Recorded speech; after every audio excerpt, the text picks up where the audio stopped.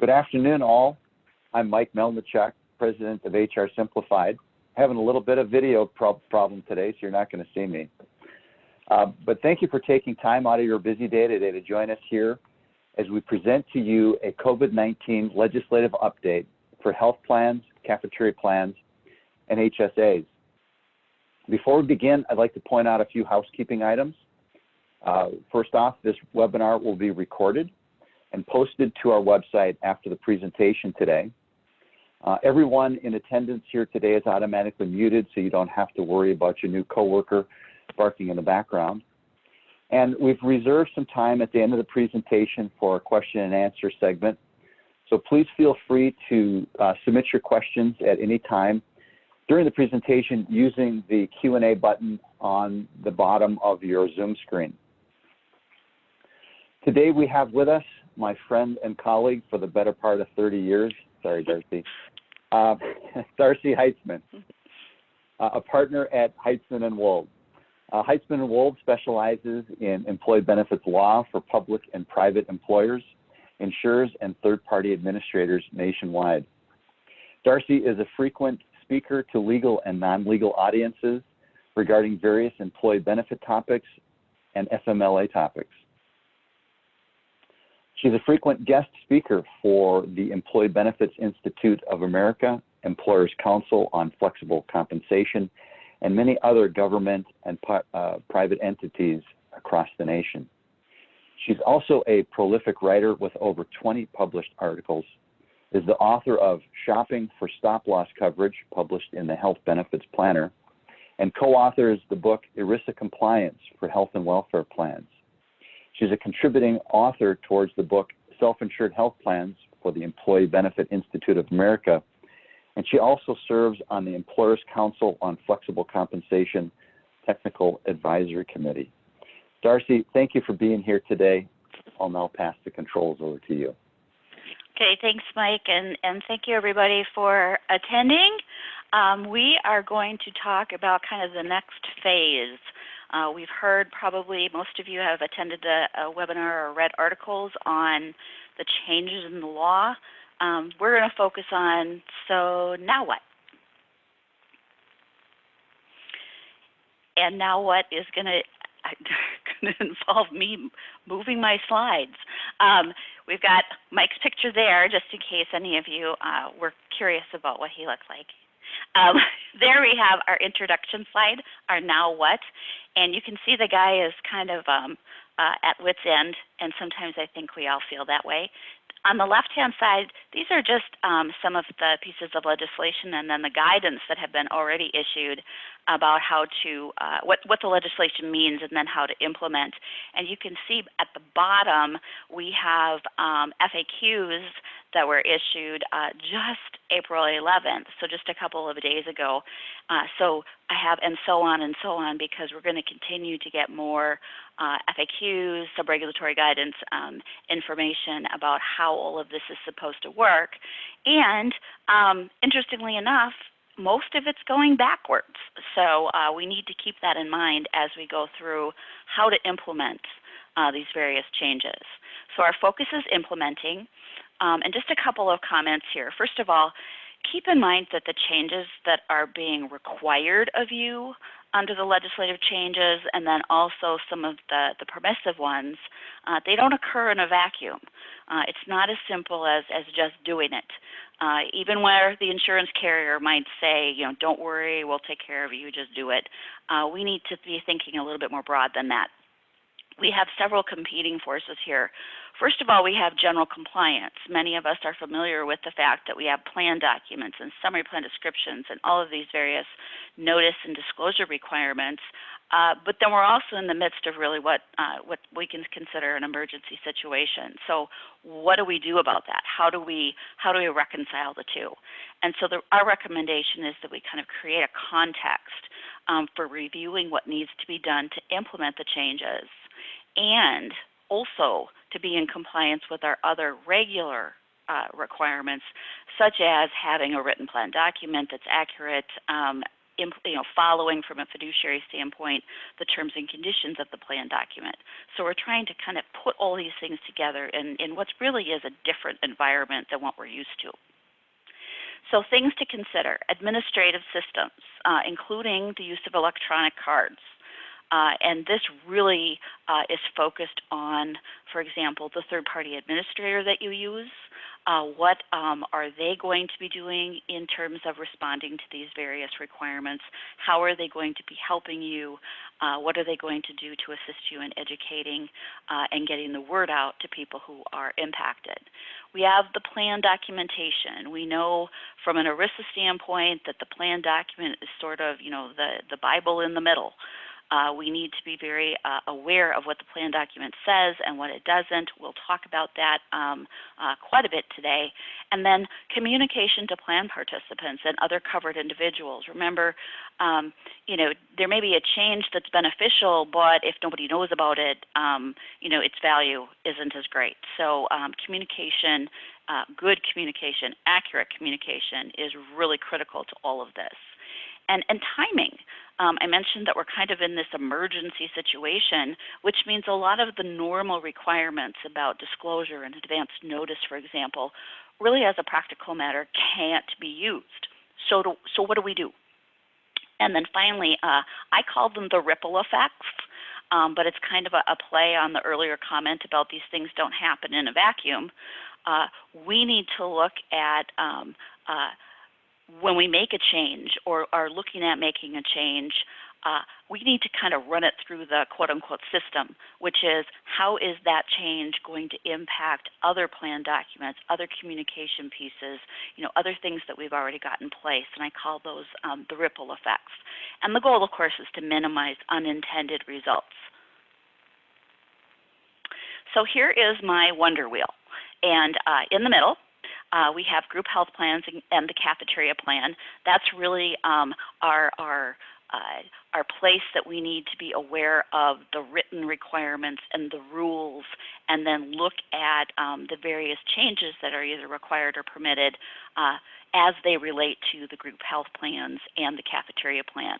You'll also notice that we have circles on the outside, OTC, telehealth, reimbursable products, and then eligibility. Those are the 4 topics that we'll be talking about in terms of how do we implement.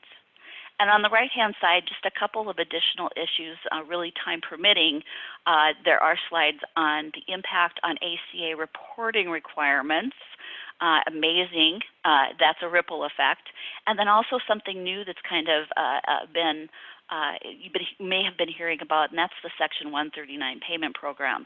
As recently as today on one of the news channels, they were talking about Best Buy laying off 51,000 or furloughing 51,000 employees, and how they were going to be establishing a fund to help those with certain types of expenses and needs.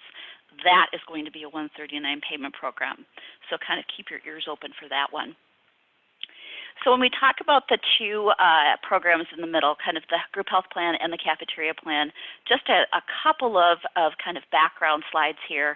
When we start with the group health plan, we need to realize and appreciate the fact that there is a written plan document. Now that might be because of ERISA. That might also be because of the particular code provision. But in either case, we have this written plan document requirement. And to the extent we're looking at making changes that affect the language of that written plan document, we need to be very aware of the compliance aspects. So one of the things I always encourage employers to do right out of the box is inventory your group health plans. Remember that the definition is broad. So we're talking about the major medical, which tends to be what we all focus on. But we also need to be aware of dental, vision, wellness, employee assistance program, on-site medical, and then our defined contribution types of programs. The health FSA, that's going to be a component through the cafeteria plan, also the health reimbursement arrangement, and that's whether it's limited scope, integrated, or retiree only. All of those are definitions of group health plans, and we need to be aware of that as we look at making changes. So you want to identify key group health plan provisions. eligibility, what happens that would cause a loss of eligibility, reduced hours, termination of employment. That one we will talk about again. Treatment upon rehire, leaves of absence, whether it's FMLA or non-FMLA, HIPAA special enrollment. The authority to amend, modify, or terminate the plan, that's a key one that we're going to focus on today because as a practical matter, these changes, to the extent they impact the medical plan, it's going to require an amendment, and we need to be aware of the fact that the plan document under ERISA is supposed to identify how an amendment gets implemented, how it's done, who makes that amendment. For example, is it the managing body of the sponsoring employer? So we need to be aware of that one. We also need to be aware of COBRA, and then if, for example, you're in a state like Minnesota where there's also insurance continuation requirements, we need to be aware of those as well, and then benefits descriptions. So not that you necessarily need to identify all your plans and then go through and identify all of these pieces in all of your plans, but when we talk about a particular plan and that it might be impacted, we're going to need to dig into that plan document and be able to locate and identify these types of provisions. Okay, then we have the cafeteria plan. And as a practical matter, many group health plans that we talk about are part of the employer-sponsored cafeteria plan because there's an an employee responsibility for all or a portion of the cost. And through the cafeteria plan, that employee can pay that pre-tax. So when we're talking about making a change to a component that's funded or paid through the cafeteria plan, we also have to be very aware of the two levels here. We're going to have the component plans, say the major medical coverage, and then we're also going to have the cafeteria plan. And so we're going to have to make them work together because they are both written documents and we need to have the language all work together. If we change something in a component, we need to go back up and look at the cafeteria plan language to see if we also need to change something there. To help with this, we suggest that you map your cafeteria plan, and that's what this diagram shows. It's a map. It's to remind you that under the components, like the group coverage premium payments, if we're making a change or looking at making a change that impacts the major medical plan, we know that we're also going to have to look at, does that affect or require a change at the cafeteria plan level? So just kind of a helpful reminder here. A couple other things about the cafeteria plan. If you change something in the component, again, we need to evaluate whether we also need to make a change in the cafeteria plan to match. Worst case would be you make a change, expand eligibility under your major medical, but you don't make the corresponding change under your cafeteria plan. We've got somebody who's going to get expanded coverage, but they are going to be unable to pay their share of the cost pre-tax. We don't want that, so check both levels. Some of the group health plans are actually separate documents, like the major medical, dental, vision, things like that. Other group health plans, they don't really have a separate document or may not have a separate document. They actually get described within the cafeteria plan document itself. The example there would be a health FSA. So we need to be aware of the different pieces. That's where the map helps. And then know where to locate them to look at the language. Also remember that we have the HSA. That's not a group health plan, but it is something that can be funded on a pre-tax basis through the cafeteria plan. Very important for many employees who are participating in the major medical component that is designed to allow them to contribute to the HSA, and that's the HDHP, which we'll talk about in a few minutes. Okay, so as with the major medical plan, you're going to have to be able to dig in and find these various requirements in your cafeteria plan document. Basically, they are the same as what we talked about earlier on the earlier slide for group health, with the exception of the bottom one, and that is the exceptions to the irrevocable election rule. Be very aware of the fact that changes can't just be made under the cafeteria plan. We have to fit within one of the recognized exceptions to the irrevocable election rule. Okay, so that's kind of our middle of our wonder wheel. So now let's talk about how each of these pieces, these outside circles, impact that group health plan, cafeteria plan that we just talked about. We're going to start with telehealth. First of all, when we're talking about telehealth, we're focusing in on the HDHP as the group health plan. HDHP is a medical plan. It can be insured or self-insured. It provides significant benefits. Basically, it's a type of major medical coverage. It has a high deductible, and it's designed specifically to allow HSA contributions. So if you are covered under a high deductible health plan, you are then eligible to make HSA contributions. So it's really, really important. It's critical that the HDHP maintain its status as an HDHP, because if it doesn't, you're going to be covered under it, but you're not going to be eligible to make HSA contributions. So how does this fit in with telehealth? Well, this is actually a situation or an issue that's been around prior to the coronavirus situation. The issue has been, can a health plan allow access to telehealth services prior to the satisfaction of that deductible without jeopardizing its status as an HDHP? And in the past, the answer to that has been you can access telehealth, but it's going to have to be charged at fair market value prior to the satisfaction of the deductible. Okay, now with the changes that are made with respect to telehealth under our recent legislation, it's a little bit, we had some adjustment there. The HSA provisions have actually been amended to allow telehealth and other remote care services to be accessed before the HDHP deductible has been met. Okay, you don't have to charge fair market value, and that's not going to jeopardize the HDHP status. In other words, people can still make their HSA contributions. That's a great thing. And moreover, the telehealth that we're talking about is not limited to just coronavirus purposes. It's telehealth across the board, which is also very helpful. And if you read some of the guidance and then also some of the background on the guidance, the idea is, with this social distancing and the need to quickly identify whether you have, COVID-19, the idea of having telehealth more broadly available and really encouraging its use is of primary importance to addressing this coronavirus pandemic.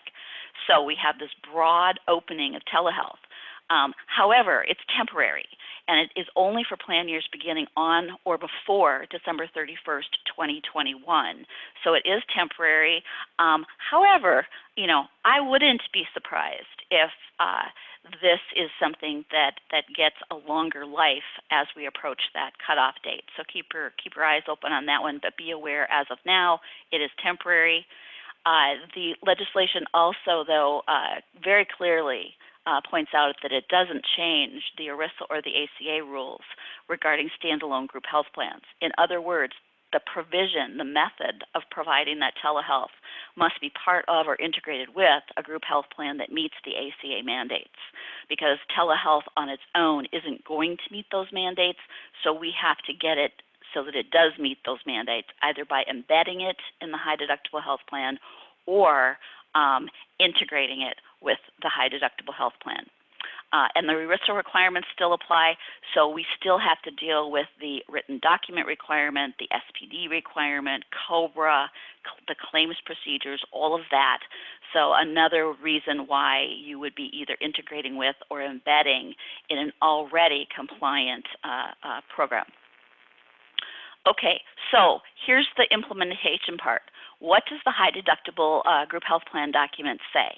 Okay, that's the medical plan. What does it say?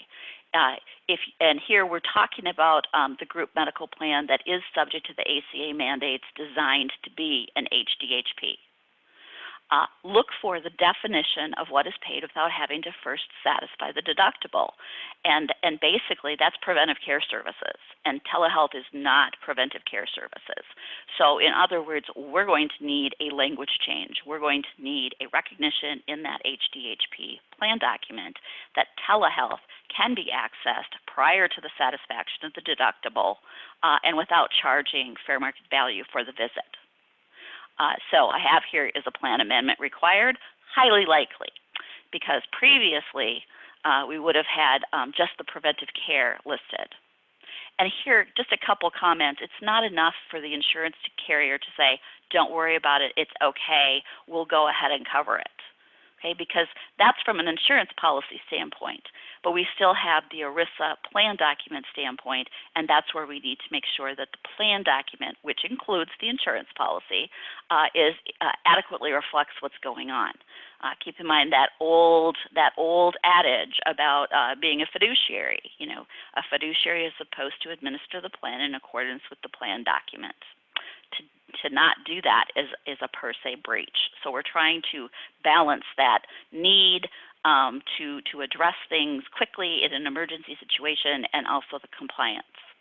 If you're self-insured, it's also not enough to have mentioned this to your stop-loss carrier and the stop-loss carrier to say, okay.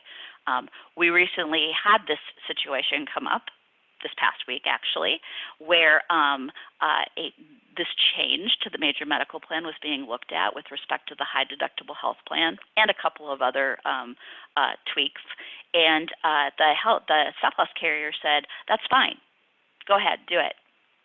Okay, well, that's great, except that the stop-loss policy itself says that the amendment has to be made to the plan and that has to be presented to the carrier.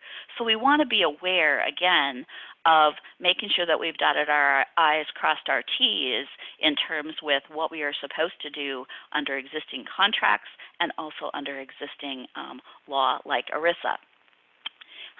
With respect to the plan amendment, it does need to reflect that it's temporary, although you can probably draft in language that reflects that it's temporary, but if it should be expanded, extended, or become permanent, that it also becomes permanent, the amendment to the plan. So ways to address that one. The next circle that we're going to talk about is the OTC, the over-the-counter meds, and the fact that there is no longer a prescription required. Okay, so the changes in the legislation, or the legislative changes now say that there's no longer an RX required for OTC medications. Those of you who have been around pre-ACA, pre-Affordable Care Act, this is the way it used to be. And in many respects, we are returning to the way it used to be before the ACA requirement came in of requiring a prescription. So here, when we're talking about our Wonder Wheel, we have two types of group health plans in the middle to consider.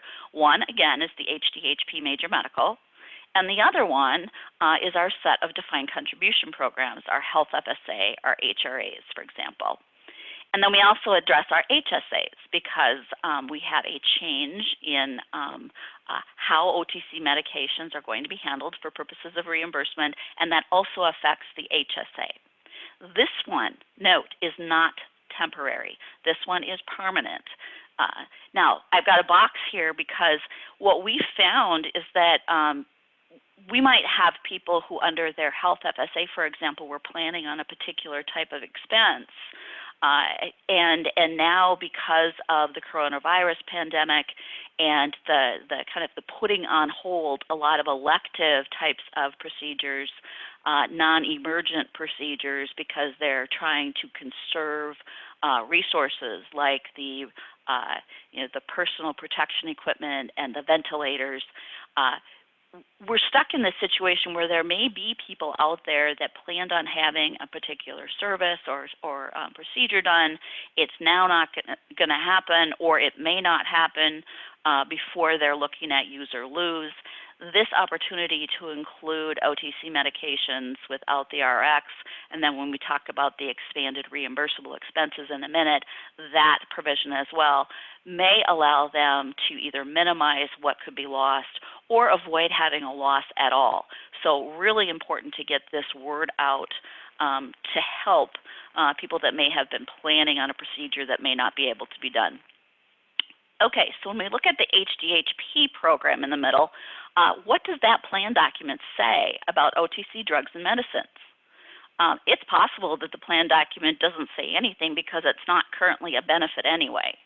But there are a number of programs out there, in particular self-insured programs, where they have built in an OTC benefit into the program, and that OTC benefit is in compliance with 106F of the tax code, which requires the prescription.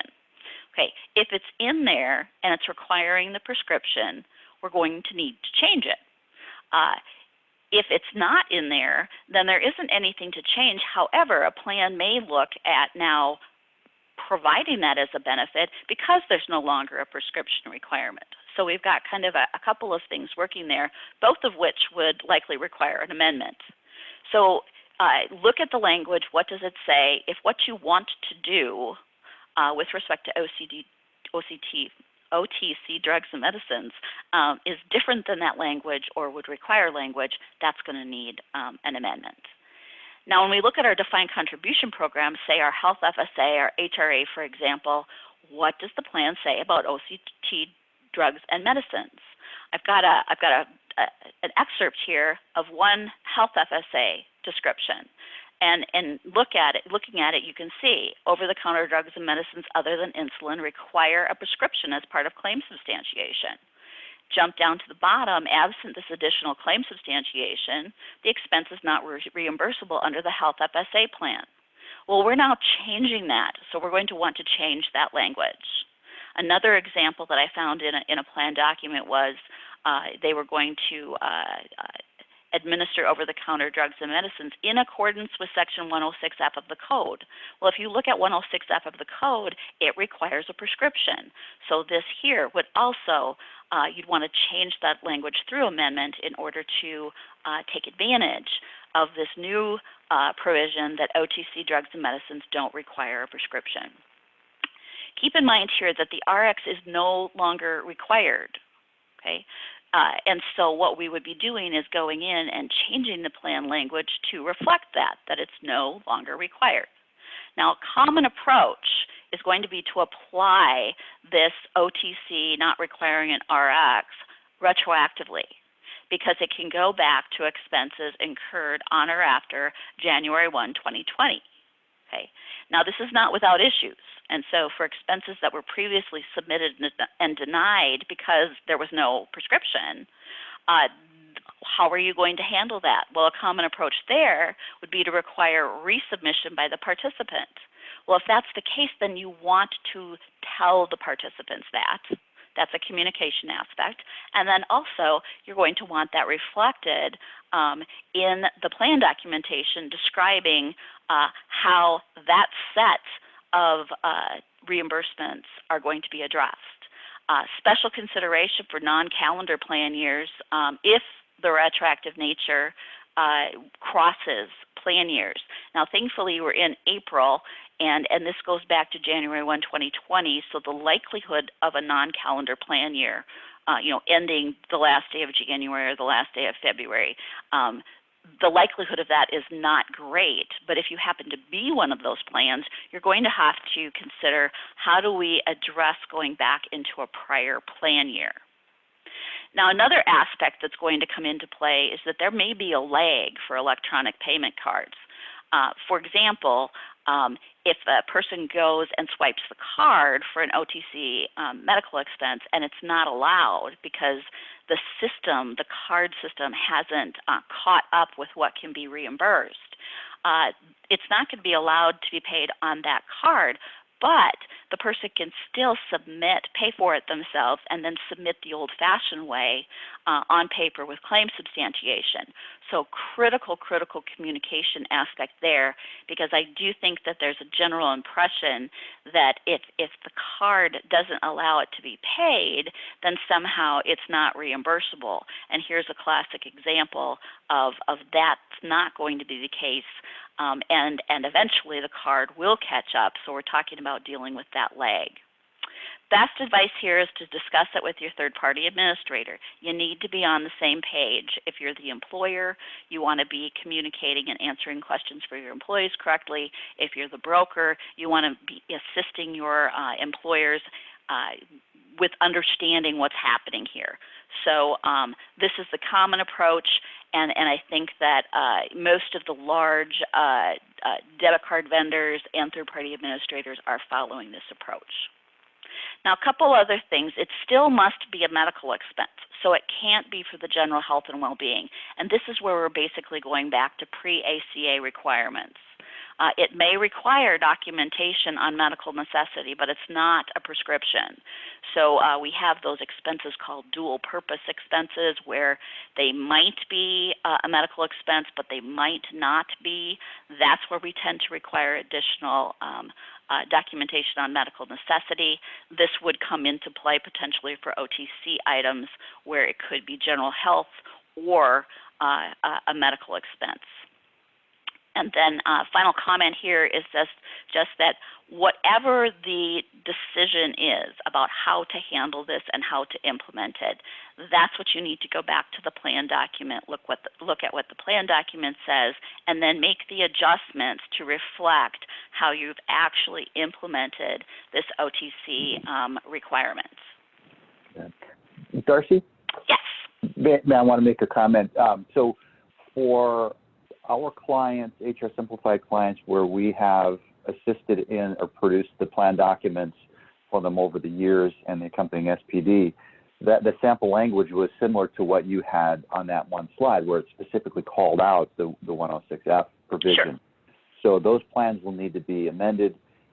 We have and we're actually working with Darcy on the draft amendments on that, and we'll be sending them out shortly to each of our clients that have them, and we can make them available to even clients that we don't have the FSA with as well if you're in need of that. So we'll be getting that out, and we can discuss the plan from there. Thanks. Great. Thanks, Mike. And that's why I say, I put in that bullet about discuss it with your third-party administrator because they really, this is their business, and they should be on top of it. And, Mike jumping in and just proving my point. Excellent. Okay, next circle here is our reimbursable menstrual products. And this one, it seems it's almost funny. There are so many things that are of the same nature that have been considered reimbursable expenses, and for whatever reason, menstrual products just never were included. We now have them included, which is great. So now they are reimbursable under health FSAs, HRAs, and HSAs. This one, like the OTC, is not temporary. Like the OTC, it extends back to expenses incurred on or after January 1, 2020. Like the OTC analysis, we look at what the plan document says. Very likely, there is not a provision in there that says menstrual products are not reimbursable. Okay, so we really don't have any language to quote-unquote change. But check. You always want to check because to the extent you've included as part of your plan document an appendix, for example, with a list of covered and non-covered expenses, you want to make sure that this one was not listed as a non-covered or excluded expense. Okay. Now, having said that, if there is something in there, obviously you'll want to change it. This may be primarily a communication issue. Letting people know that the definition of reimbursable expense, the 213D expenses, for example, it has been clarified and expanded to include this new category of products. So like the OTC situation, if someone had submitted for reimbursement for this type of a product and it was denied because it was not a recognized reimbursable expense, we've got people now, if we're going backwards to January 1st, 2020, who need to be made aware of the fact that this is a reimbursable expense. And again, the common approach is that they would resubmit. It's not, and why I say common approach, because I think that this is really important to reflect in the plan document that for, to address this particular category of expenses that were denied prior to the point at which the definition was changed and it was implemented retroactive, you want to be clear about what happens. You do not want to leave that kind of open to interpretation that somehow the plan had an obligation to go back and review all denied expenses to see if anyone needed to be notified and that denial kind of quote-unquote undone. So be specific, take advantage of being specific in your plan amendment. Then we have eligibility, and this one, this is kind of beyond the legislation and guidance. This is an area that we have been receiving lots of questions, and there have been lots of articles written about this, and you've heard probably a lot of information about companies furloughing employees. Okay, so let's talk about some of these eligibility issues. Lots of questions about changing eligibility for coverage, and they're expanding the eligibility. For example, maybe the eligibility is regularly scheduled to work 30 hours per week, and now you want to expand that to include people that are on furlough or that have a reduced schedule, but you don't want them to lose their coverage. Expanding eligibility so that there's no loss of coverage, where if you didn't expand the definition of eligibility, there would be a loss of coverage. And what we really encourage here is to thoroughly consider the ripple effects. So first of all, let's take a look at the plan language. You look at each group health plan and the cafeteria plan. This is the situation where you want to have that inventory of group health plans. What exactly are you trying to reach? Are you trying to expand eligibility for all group health plans or only certain group health plans? For example, the primary focus tends to be the major medical. But are we also talking about dental or vision, health FSA, HRA? What all are we trying to talk about when we talk about expanded eligibility? Because it makes a difference. What do the plans say regarding eligibility? Well, remember that your major medical coverage, if you are an applicable large employer, probably has the 30 hours, regular scheduled to work the 30 hours requirement in there. And if you use a look-back measurement period, you probably have language in there about stability period, employees who are in a stability period. Okay, but that's going to be unique to the major medical. The dental, the vision, they're not subject to those requirements. So you may have different definitions of eligibility in your different plans. Highlight that, find that out before you start talking about expanding eligibility. Okay, so you've decided to expand eligibility. Maybe you're going to drop it down from 30 hours a week to a lower number of hours, or you're going to drop it down and take employees who are furloughed, for example, and allow them to stay on the coverage even though they're not working any hours.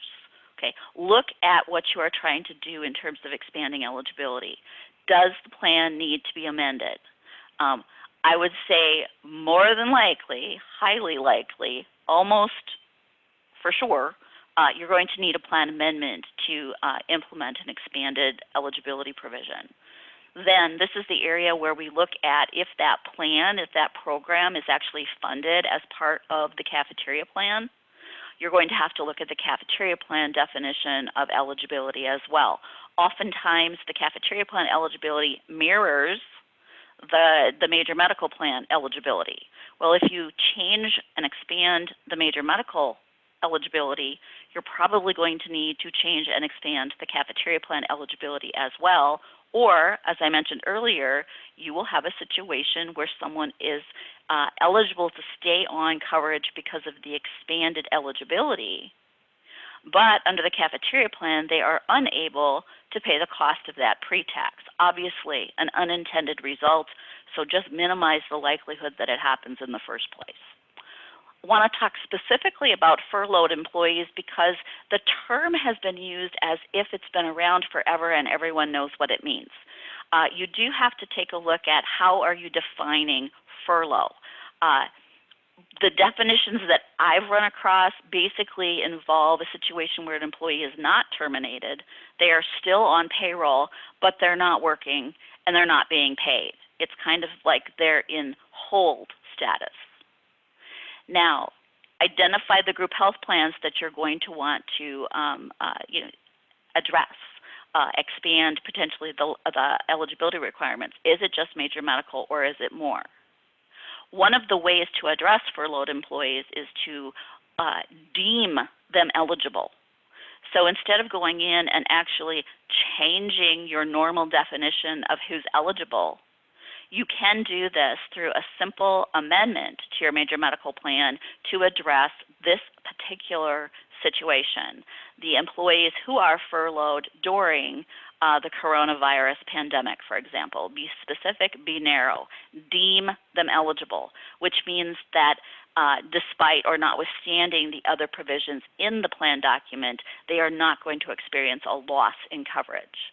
Now, that means no loss for purposes of COBRA, and you have to think about this one because you may have someone who is furloughed who does not want to stay on the coverage. For them, they might not want to stay on the coverage because they can't afford it. They might want to try going to the marketplace and qualifying for a subsidy at the marketplace. Well, if you drop or deem them eligible, you have impacted their ability to do that.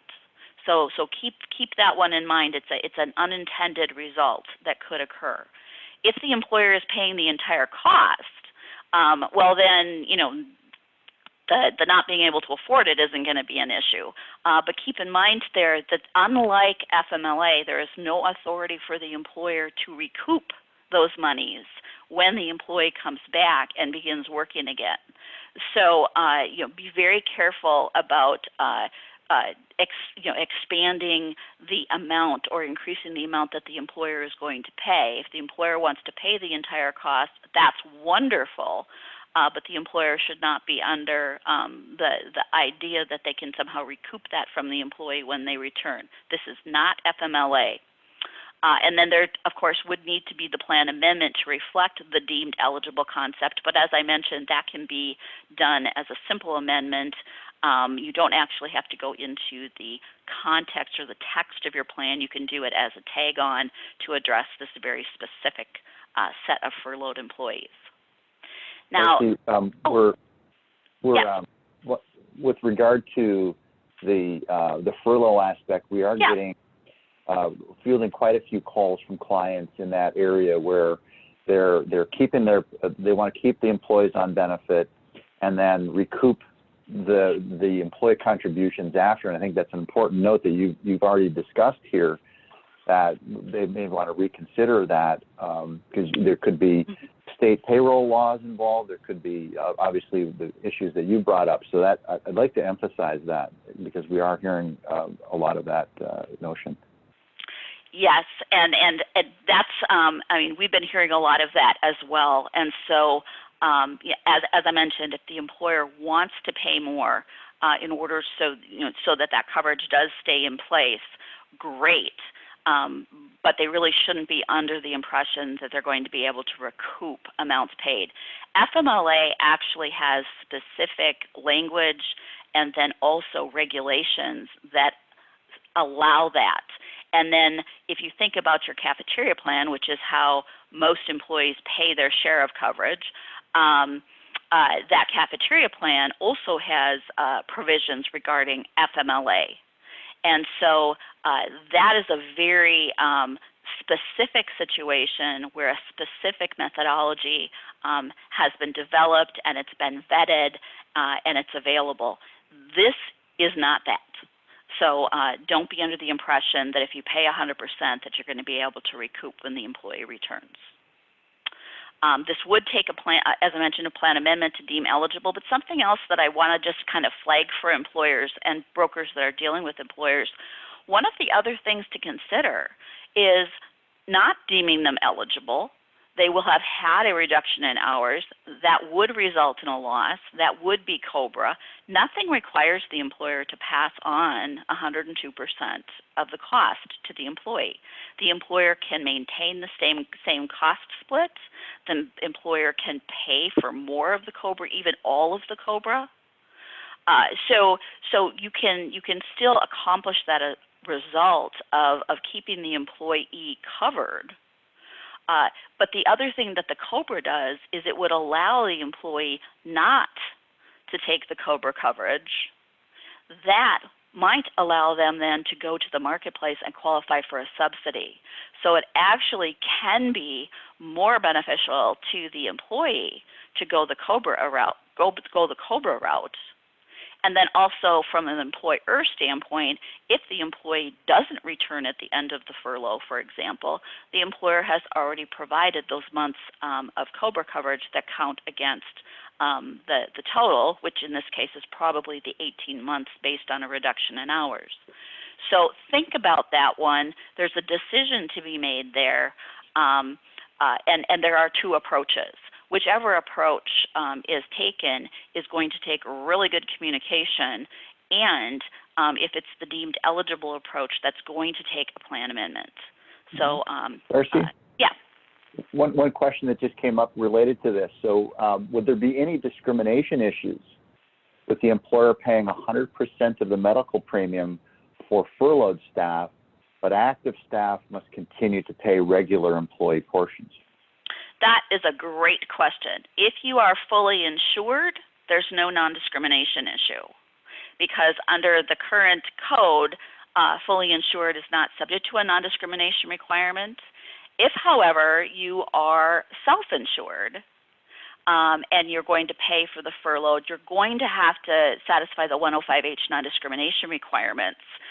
So what you would be looking at probably is doing, splitting out and testing two groups separately. One, the group that is on the furlough getting the higher employer contribution, and the other group would be people not on the furlough paying the other portion. It's possible that you can satisfy that requirement. Also, within that idea, if there is a non-discrimination issue, remember that you can always treat a portion of the 100% employer paid cost for the highly compensated.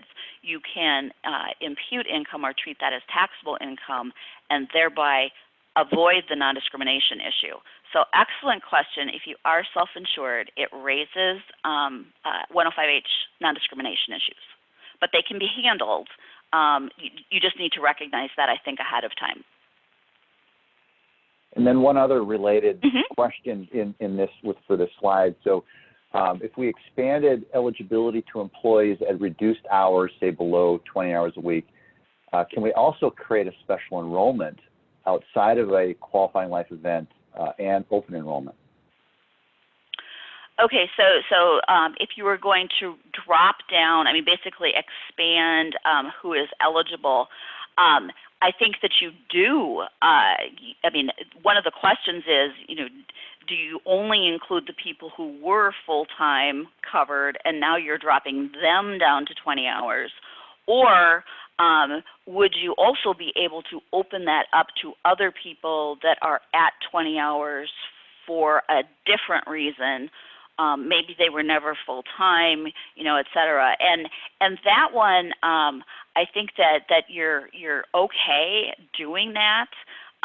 If you reach out and are pulling more people in, kind of doing an additional enrollment period, I think what you're probably going to want to do is characterize that under the cafeteria plan as really substantially increasing or substantially changing the benefit that's being offered. And what that does is it allows you to go, actually it requires you to go back and allow people who didn't originally elect coverage, you allow them to come in at this point. So I would characterize it and work it through the system under the cafeteria plan rules for the substantially, I'm trying to think of the word, it's on the tip of my tongue, it's a substantially increased benefit or a new benefit, and work it that way. Again, if you're fully insured, I don't think that you have to do that, but certainly if that's something that the employer wanted to do, I would do it through that cafeteria plan mechanism. Okay, a couple of other things about eligibility. One is if we're not talking about furloughed employees, what do we do about the reduced hours where they would otherwise lose eligibility? We've kind of touched on this a little bit, where they're working some hours but not their full complement of hours, and it was the full complement that made them eligible for the coverage. The fact that they're now working fewer hours, is that going to trigger COBRA? Well, it's really the same issues that we just talked about on the furlough. Do you want to deem them eligible or continuing to be eligible because they were eligible prior to the coronavirus emergency, which is the reason for the reduced hours, you can do that, but it raises those same issues of what if they don't want it or can't afford it? You've kind of precluded them from going to the marketplace and qualifying for a subsidy. So again, that would be a situation where you might want to look at COBRA as the alternative, trigger the COBRA, but provide it on, from a cost basis, provide it on a more advantageous basis there. That would allow someone who couldn't afford it or who didn't want it to still be able to go to the marketplace and potentially qualify for the subsidy. And then finally, terminated employees. Terminated employees, we have the COBRA trigger. And so it kind of begs the question, what is the difference between a furloughed employee and a terminated employee? You know, from a goodwill perspective, I get it. Furloughed means that you have every intention as an employer of having them come back, and you're creating that expectation in their mind that you want them back and they should come back. I understand that.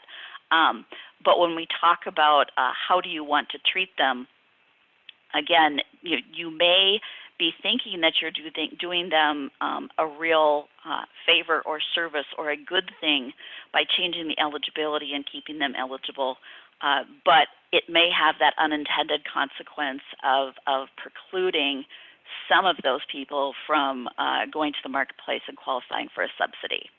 So kind of keep those decision factors in mind. Okay, communication is critical. Many of the changes are already in effect. So you know, there are decisions that need to be made about how you're going to handle this as an employer, for example, and some of those decisions are directly related to your third-party administrator and what they are prepared to do and make available. Communication to those impacted. I am a firm believer that that you want to use multiple methods of communication. You know, use the email, use the intranet, use the post at the place of business if you still have people who are actually physically coming in. Use old-fashioned phone messaging. Use everything you can because we're trying to get out the word that this is something that is available, something expanded, something good. So get the word out. Plan amendment, keep in mind, usually is required first.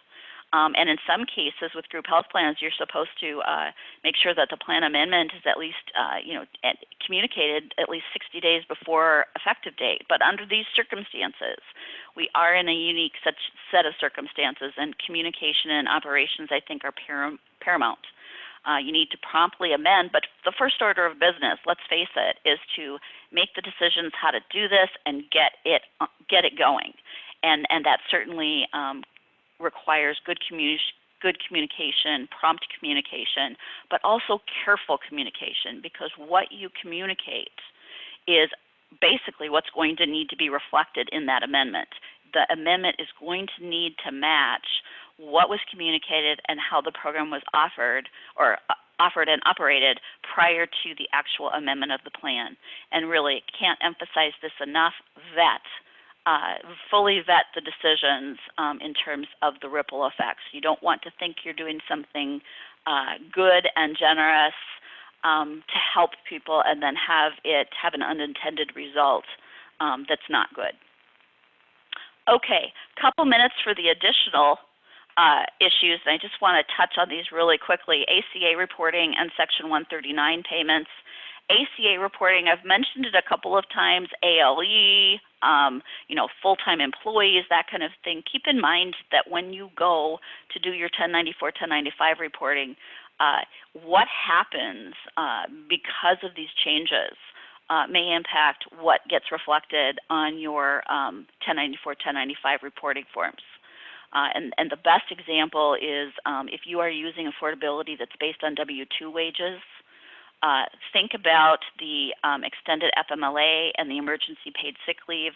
Both of those include components where the person is being paid 2/3 of their normal wages. well, 2/3 of their normal W-2 wages may not be enough for that coverage to stay affordable. So there's a ripple effect for you. Take a look at how these various requirements are going to impact your reporting. You may, as a practical matter, as an employer, have to pay more in order to satisfy the affordability and avoid having the penalty B potential. Now, the penalty B potential, remember, requires that the person that was not offered the affordable coverage goes to the marketplace and qualifies for the subsidy. So that does tail back into whether you're treating it as COBRA or whether you're deeming them eligible. So all of this stuff is interrelated. So W-2 wages, take a look at that. And then the Section 139 payments.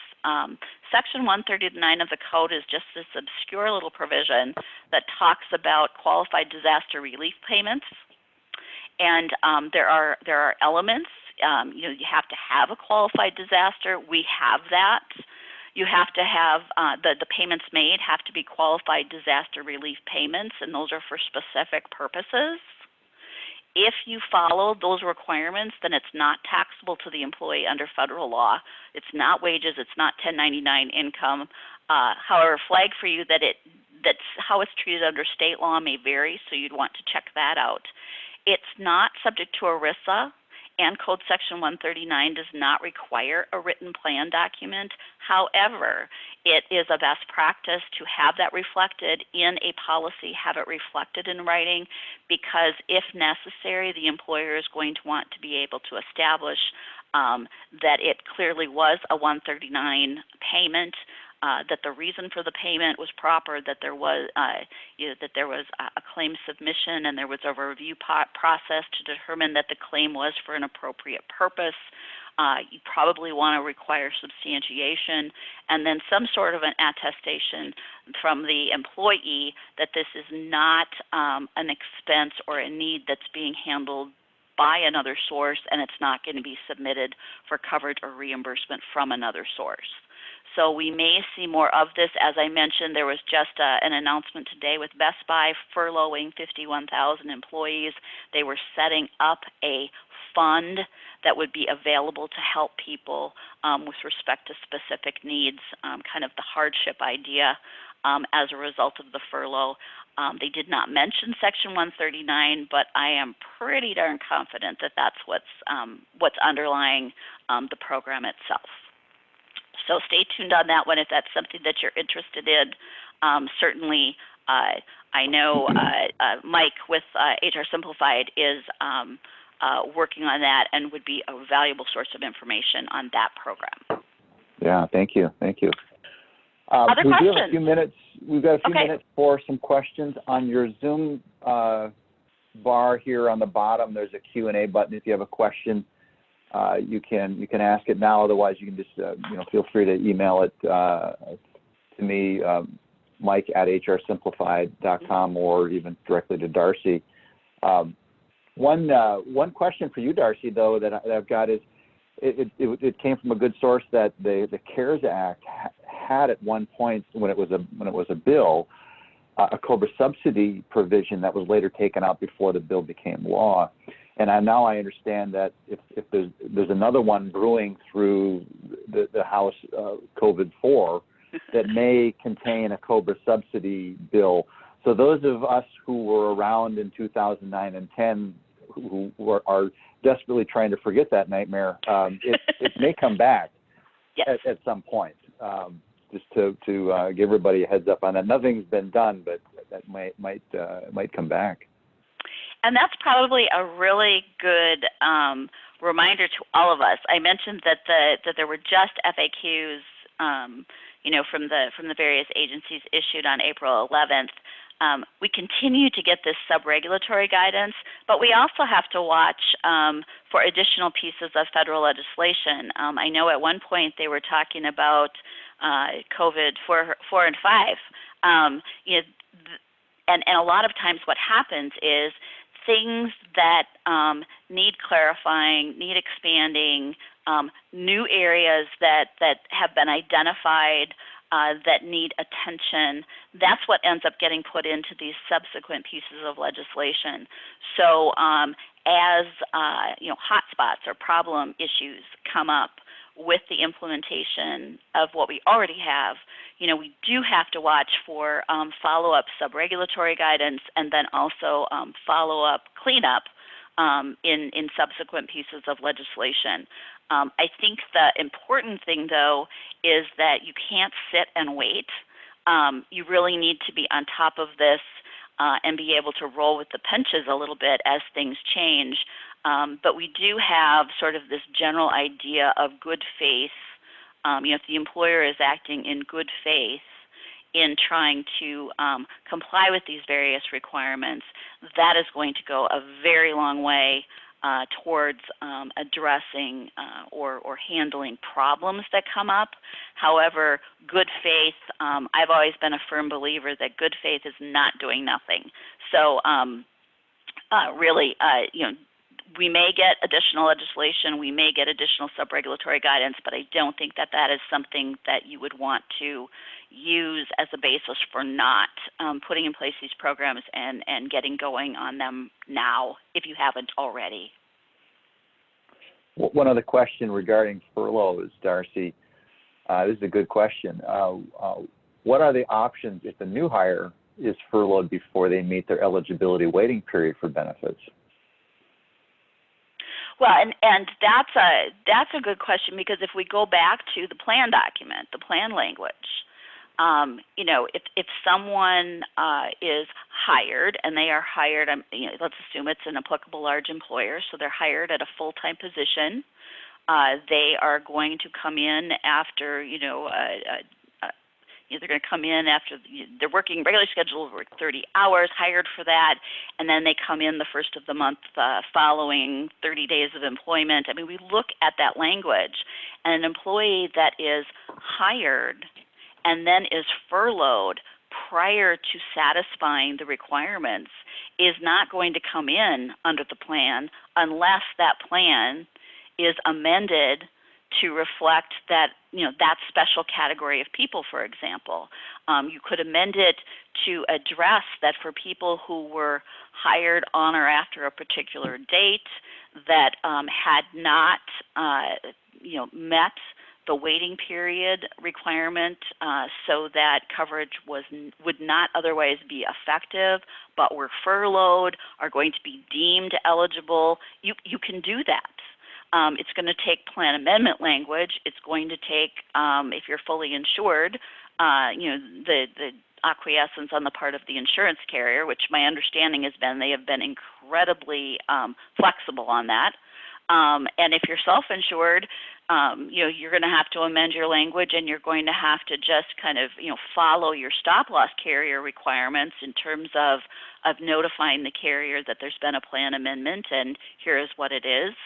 But there's nothing that would prevent you as an employer from reaching out and scooping those people up through a plan amendment similar to what I was talking about with expanded eligibility.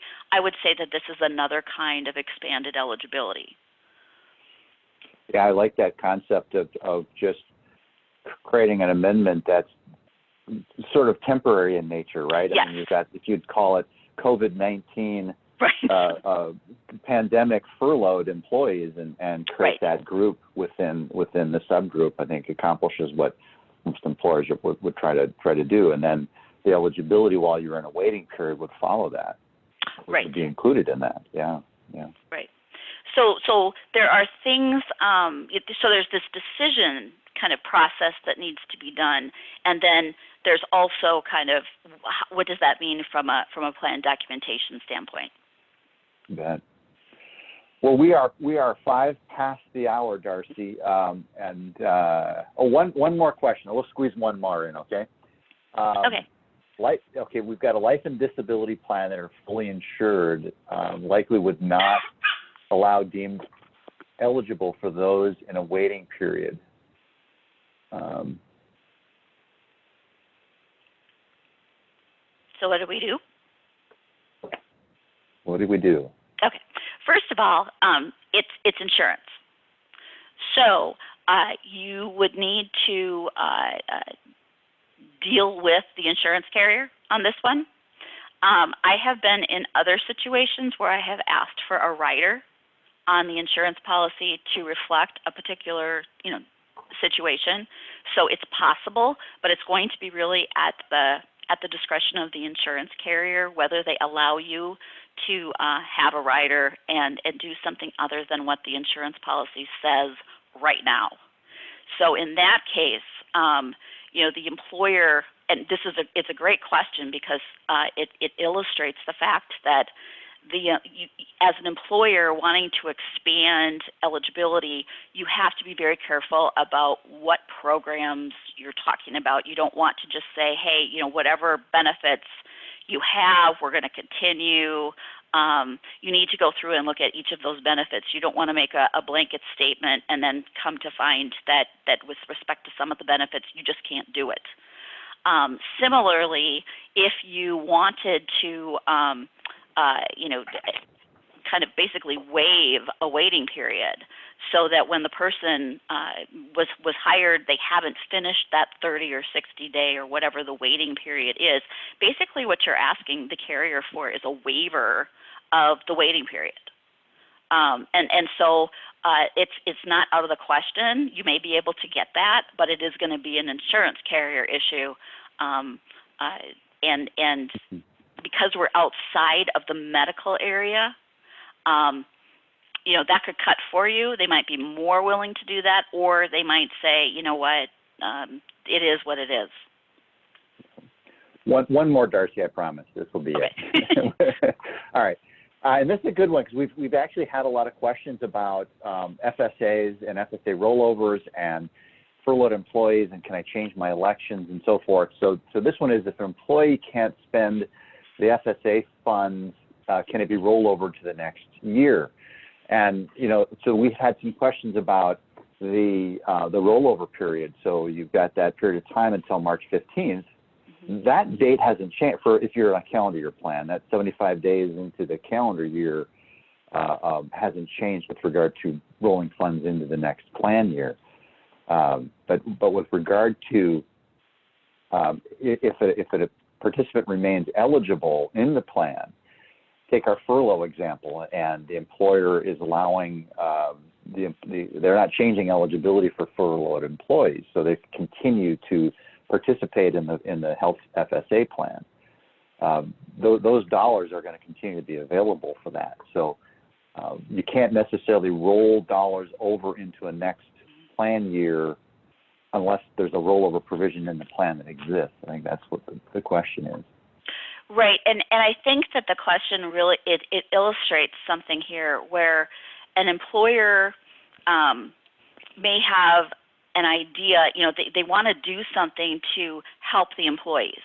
And so they want to do something that's going to minimize the likelihood that the employee has, a loss, a use or lose situation, or they've got good intentions. But when we talk about the cafeteria plan, good intentions don't carry the day. A cafeteria plan has to be operated in conformance with the law and the temporary regs. If you don't do that, you are running the risk of blowing up the entire cafeteria plan for everyone. That's in the proposed regs, which are, by the way, they are enforced on audit. So I mean, they're considered proposed or temporary, but they are active, and so what you need to do as an employer is look at, you've got this great idea, can I do it? And then go back to the plans that are involved and the regulations and the statutes that govern those plans and figure out if you can do it. And so, for example, there is not an ability to allow this rollover from one year to the other unless you are within the specific rollover provisions that are allowed under the proposed regulations. So, for example, if you have a grace period of 2.5 months, there is no ability to have a grace period of greater than 2.5 months. If by chance you had a grace period and you only had 30 days, there's a situation where you're doing something less than what the proposed regulations allow. Might there be some room to have a longer grace period? Maybe. But for the most part, when we are talking about health FSAs, which are, yes, they're a component plan, they're a self-insured type of self-insured medical plan, but they are really largely governed by the cafeteria plan rules. There is not a lot of flexibility. So again, encouraging people to use it for the expanded reimbursable expenses of the menstrual products, encouraging people to use it for the OTC without the RX, encouraging them to use it for other purposes that are available now to minimize the likelihood that they're put in a lose or use situation in the first place is probably your better approach without jeopardizing, because that won't jeopardize the whole cafeteria plan for everyone. You bet. You bet. Thank you. We've got a few other questions, but I want to be mindful of everybody's time here today. We'll be putting together a Q&A with all the questions and answers that come in here or even after. We'll keep updating that. But I'll also want to say for the customers of HR Simplified who are on the phone or on this webinar that have questions about amending their cafeteria plan or FSA plan documents, please reach out to your account executive for assistance. We're ready with the amendments. We'll also be sending out a mass communication here shortly with all that information on it as well. So Darcy, thank you very much for your time. It's always enjoyable to get together with you and do this. And thank you for everybody for attending today's webinar. Hope everybody stays healthy during this pandemic emergency crisis and that we can return to our normal office life very, very soon. This will now conclude our webinar. Thank you, everyone.